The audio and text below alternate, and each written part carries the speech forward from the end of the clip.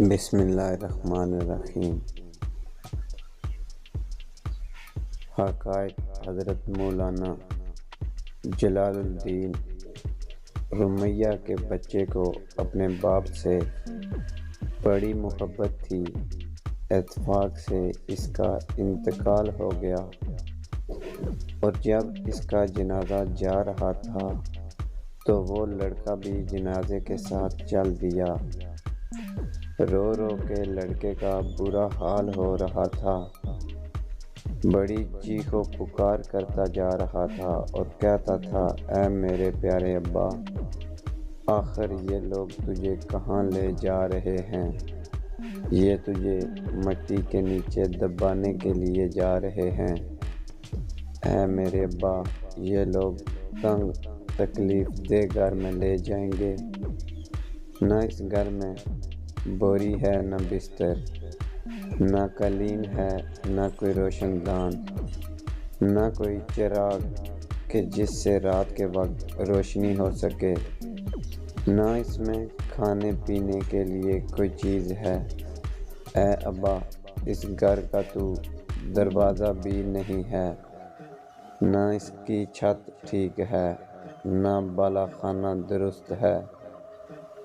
اس گھر میں تو روشنی کا کوئی انتظام نہیں ہے، نہ اس گھر میں مہمان کے لیے کنویں کا پانی ہے، نہ اس کا کوئی ہمسایہ ہے جس سے کوئی دل لگا سکے اور جو مشکل وقت میں سہارا بن سکے۔ ہائے میرے ابا، تیرے پیارے جسم کو یہ لوگ تنگ و تاریک گھر میں سپرد کر آئیں گے اور اس گھر میں کوئی خوشی سے نہیں جاتا۔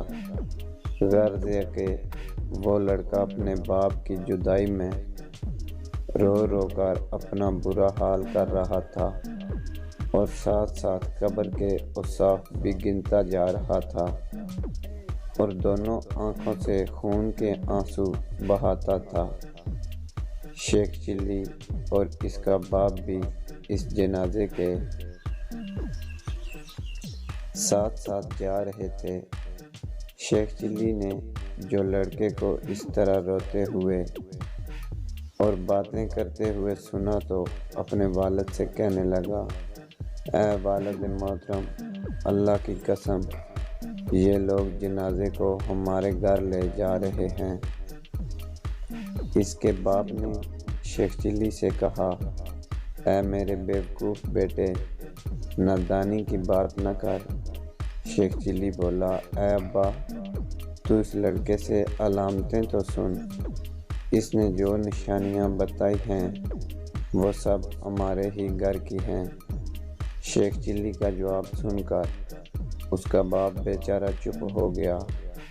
سبق اس عقائد میں قبر کے احوال کے ساتھ ساتھ یہ بھی درس ہے کہ دنیا میں بھی بہت سے لوگ بہت برے حالات کا سامنا کر رہے ہوتے ہیں، تو ان کو دیکھ کر ہمیں عبرت پکڑنی چاہیے اور رب کا شکر ادا کرنا چاہیے کہ ہم ایسے حالات میں نہیں ہیں۔ اگر ویڈیو اچھی لگی ہو تو اس کو شیئر کریں اور اس چینل کو سبسکرائب نہیں کیا تو سبسکرائب کریں اور بیل آئیکن کو پریس کریں تاکہ نئی آنے والی ویڈیو آپ کو بروقت مل سکے۔ پھر ملتے ہیں کسی نئی ویڈیو کے ساتھ، تب تک کے لیے اللہ حافظ۔